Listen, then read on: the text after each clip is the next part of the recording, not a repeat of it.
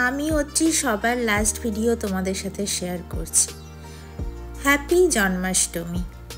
সবাই কেমন আছো? আশা করি ভালো আছো, আমিও ভালো আছি। তো আজকে যেহেতু আমাদের অনেক বাজার থাকে সেই কারণেই অনেকটা দেরি হলো। প্লাস এখানে ইন্ডিয়ার থেকে 4.5 ঘন্টা পেছনে এখন টাইম চলছে, তো সেই জন্য তোমাদের টাইমের সাথে আমার কিন্তু একদমই ম্যাচ করবে না।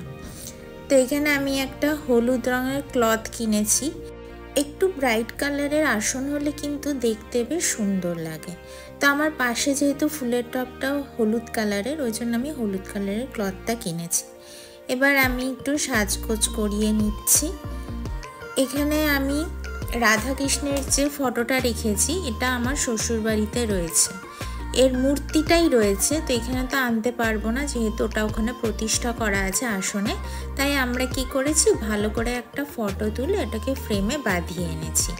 এরপরে এই মালাটা দিচ্ছি। মালাটা ছোট পড়ছিল বলে আমাকে আবার আলাদা করে রিবন দিয়ে বেঁধে ওটাকে আমাকে সেট করতে হয়েছে। প্রথমে ভেবেছিলাম একটু উঁচুতে রাখবো, তারপর দেখলাম না, একদম রাধাকৃষ্ণের মুখে পড়ে যাচ্ছে। তো তাই জন্য আমি আবার নিচুতে এটাকে ভালো করে সেট করে দিলাম। এবারে একটা খুবই সমস্যায় পড়েছি। সারাদিন ধরেই এই একটি ফুলের জন্য আমরা কত জায়গায় ঘুরেছি। এখানে তো অনেকের বাড়িতে বাড়িতে বাগান রয়েছে, ফুল রয়েছে। এবার যেহেতু আমরা ফ্ল্যাটে থাকি সেহেতু ফুলের কোনো ব্যবস্থা নেই। কিনলে তোমাকে বুকে কিনতে হবে, মানে খুচরো ফুল কোথাও এখানে বিক্রি হয় না। যেহেতু এখানে সবাই বাড়িতে সাজিয়ে রাখে বা এদেশের মানুষেরা ফুলের বুকে একে ওকে দেয়, সেজন্য এখানে বুকেটাই রয়েছে। তো অনেক কষ্টে এটা খুঁজে পেলাম। এটা কিন্তু গোলাপ ফুল। এবার হচ্ছে যে পুরোটা তো দেবো না, তাই আমি একটা ফুল ছিঁড়ে নিয়ে আমি আলাদা করে ঠাকুরের সামনে পরিবেশন করেছি। এবার এখানে যেহেতু সব সময় মিষ্টি অ্যাভেলেবেল নয়, কোনো সুপার মার্কেটে গেলে সেখানেই তুমি রেডিমেড পাবে। তো ঠিক ভালো লাগলো না, অনেক দিন ধরে পড়ে থাকে। তো এই মাইসোর পাক, যেটা কেরালায় কিন্তু খুব বিখ্যাত, তো এটা পেয়েছি। এটার টেস্টটাও ভালো, অনেকটা ঘিয়ে ভাজা বরফির মতন। তো মেনলি এটা বেসন দিয়েই তৈরি যতদূর ধারণা আমার। তো তোমরা যদি জেনে থাকো তো আমাকে জানিও কমেন্ট করে।